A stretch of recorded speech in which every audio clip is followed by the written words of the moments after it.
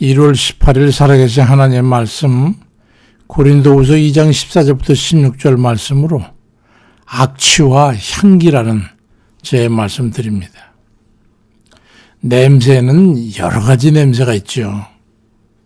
음식 냄새, 땀 냄새, 배설물 냄새, 굶어 썩는 냄새, 꽃이 풍기는 향기, 예쁜 사람들이 사용하는 향수 냄새, 의료인들에게서 나는 피 냄새와 소독약 냄새, 전쟁터에서 나는 화약 냄새, 바다에서 나는 바다 냄새 비린내, 숲에 들어가면 피톤치드, 제가 좋아하는 풋풋한 어린아이에게서 나는 전 냄새 등 냄새의 종류를 들자면 한이 없겠지요.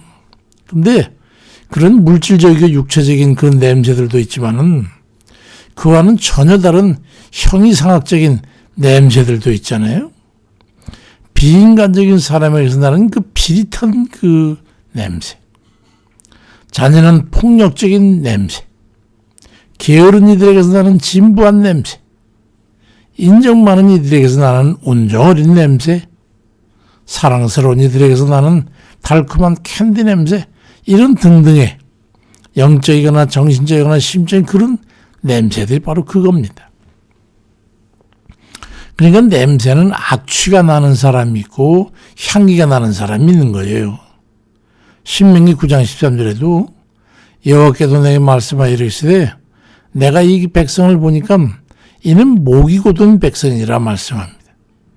그런데 이 목이 곧은 백성이라고 하는 그 명칭을 여러 다른 곳에서도 아주 반복해서 말씀하는데, 신명기 9장 6절, 출애굽기 33장 3절이나 출애굽기 33장 5절 같은 이런 등에서 이스라엘 백성에 대한 부정적인 호칭으로 목이 곧은 백성이라는 명칭을 사용합니다.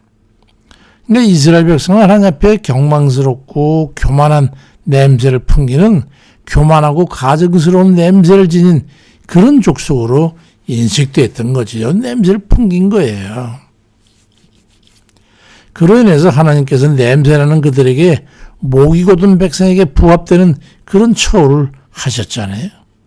40년 동안이나 광야에서 이리저리 떠돌다가 모두 광야에서 땅에 묻히지도 못하고 그냥 맨바닥에 버려서 썩어져 갔던 거예요. 그렇다면 우리는 어떤 냄새를 풍기고 있을까요? 다른 이들이 우리를 보면서 어떤 냄새를 맡게 될까 하는 겁니다. 사도 바울은 고린도후서 2장 14절에서 항상 우리를 그리스도 안에서 이기게 하시고 우리로 말미암아 각처에서 그리스도를 아는 냄새를 나타내시는 하나님께 감사하노라 그리 말씀합니다. 개인 냄새는 근원이 중요합니다. 어디에서 냄새가 발동하기 시작했냐는 거예요. 우리가 그리스도인으로서 뿜어내는 어떤 형이상학적인 그런 모습을 통해서 그리스도를 아는 냄새라 칭하게 될까 하는 겁니다. 같은 그리스도인이라고 그래가지고 다 같은 냄새 풍기는 거 아닙니다. 어떤 이는 같은 그리스도인임에도 악취가 나는 이가 있고 어떤 이는 그리스도의 향기를 사방으로 풍기는 이가 있어요. 그러니까 그게 어떻게 그가 사랑하느냐에 따라서 악취가 나기도 하고 향기가 나기도 하는 것입니다. 고린도후서 2장 10절에도 이 사람에게는 사망으로부터 사망에 이른 냄새, 저 사람에게는 생명으로부터 생명에 이른 냄새, 누가 이 일을 감당하겠냐고 말씀합니다. 그리스도인으로서 그의 합당한 삶을 살아가는 모습을 보면서 그 냄새를 일컬어 그리스도를 아는 냄새를 하는 겁니다. 여러 가지 유형의 냄새를 가지고 있을 겁니다. 어떤 이는 나눔을 잘해가지고 누가복음 6장 38절에 보니까 주라 그러면 너에게 줄 것이니 곧 후이디어 누르고 흔들어 넘치도록 하여 너에게 안겨주리라 말씀하는데 그의 나눔의 삶을 통해서 그 냄새를 맡고 참 나눔의 냄새가 나는구만 이러는 거예요.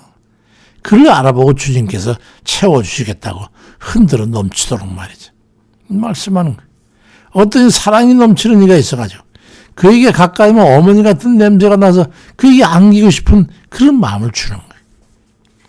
데살로니가전서 3장 12절 이하에 또 주께서 우리가 너희를 사랑한 같이 너희도 피차가는 모든 사람에 대한 사랑이 더욱 많이 넘치게 해서 너희 마음을 굳건하게 하고 하나님 우리 아버지 앞에서 거룩함이 흠이 없게 하시길 원하라고 말씀 한번 해가지고 사랑의 냄새를 뿜뿜 뿜어내며 살아가야 함에 대해서 말씀하고 있습니다.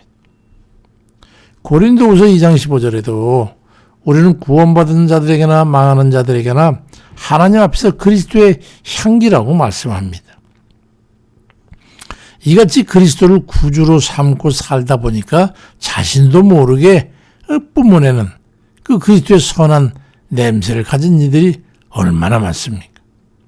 일일이 뭐다 나열하기가 쉽지 않죠. 그러니까 냄새의 근원이 중요하다는 거예요.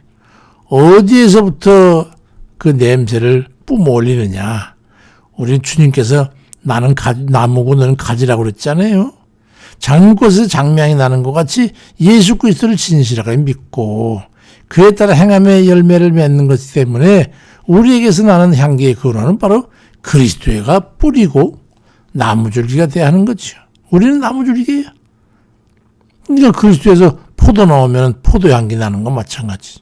그 믿음의 열매에서 그리스도를 알고 주 뜻대로 행하는 그런 이들의 독특한 선한 냄새를 풍기는 이들이 돼야 합니다. 그리스도인이라 해서 다 같은 냄새를 가진 것은 아니잖아요. 예수님께서 이런 말씀을 하셨어요. 누가복음 6장 43절에 못된 열매 맺는 좋은 나무가 없고 또 좋은 열매 맺는 못된 나무가 없느니라 말씀하지.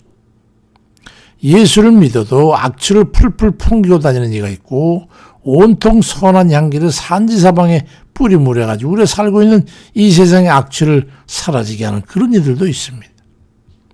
고린도후서 1장 15절에도 우리는 구원받은 자들에게나 망하는 자들에게나 하나님 앞에서 그리스도의 향기라고 하는 것입니다. 우리가 가는 곳마다 악취를 사라지게 하는 그런 아주 선한 향기를 뿜뿜 뿜어내는 그런 이들이 되면 좋겠습니다. 그래서 우리는 하나님 앞에 겸손히 행함으로 해가지고 목이 곧은 백성 같은 그런 악취를 뿜어낸 일이 없어야겠습니다. 우린 그리스도 주를 근원으로 해서 생긴 가지들 아니겠어요? 그러니 그리스도의 향기를 뿜어내야 마땅한 것입니다. 에베소 5장 2절에도 그리스도께서 너희를 사랑하신 것 같이 너희도 사랑 가운데서 행하라. 그는 우리를 위하여 자신을 버리사 향기로운 제물과 희생제물로 하나님께 드리셨느니라 말씀하잖아요. 우리 동네에 살고 있는 한 권사님 한 분이 있는데 그 권사님은 이곳에서 이걸 얻으면 저곳에 가서 나눠주고 싶은 얘가 또 나눠주고 그 또 얻은 게 있으면 또 그걸 또 다른 데 가서 또 나눠주고 이래가지고 하나를 더 몇 배의 나눔을 실행하고 사잖아. 참 놀라운 일이에요. 우리는 그리스도를 아는 어떤 냄새들을 풍기며 살고 있으신가요? 각기 다른 삶의 현장에서 다양한 그리스도의 향기를 뿜어내는 그런 그리스도의 향기들 다 되시길 바랍니다. 안디옥에서 모든 교인이 그리스도를 아는 냄새를 드러남을 해가지고 그리스도인이라는 호칭을 성경에 기록되게 한 그런 위대한 과업을 얻은 사람들이 있잖아요. 그것처럼 아무리 봐도 저서는 예수의 냄새가 나는 것 같단 말이 하는 그런 이들 되시기를 바랍니다. 그래야므로서 하나님 앞에 영광 드리는 우리 모든 이들 다 되시길 주의 이름으로 축원드립니다. 아버지 하나님, 세상에 망하는 자들에게는 망하는 냄새가 나고 하나님을 알고 구원의 길을 걷는 자들에게는 구원의 냄새가 나서 천국 향기가 나는 그런 우리가 되어야 되는데 아버지, 참 저희들은 너무 부족해서 그리하지 못할 때가 너무 많습니다. 어쩌면 악취를 풍기는 그런 경우에 저희들 처할 때도 있습니다. 부디 우리를 주님 용서하시고 그에서 구원해 주세요 아버지. 그래서 어디에 가든지 우리가 어느 곳에 있든지 그곳을 온통 그리스도의 향기로 물들이는 그런 저희들에게 아버지 인도해 주세요. 어려운 이들을 위해서 늘상 우리가 기도하고 그들을 좀 어쩌면 좀 그 고통을 좀 나눠서 약하게 할까. 또 좀 어려움에 겪어서 낙심한 이들과도 좀 함께 그걸 나눠서 어쩌면 좀 빨리 헤어나도록 할까 해서 전심으로 위해서 기도하고 또 일들을 위해서 열심으로 수고하는데 뭘 좀 어떻게 좀 도울까 해서 함께 나눌 수 있는 그런 저희들에게 냄새가 선하고 착하고 의로운 그런 저희 되게 아버지 인도해 주세요. 감사를 드리고 예수 그리스도 이름으로 기도드립니다. 아멘입니다.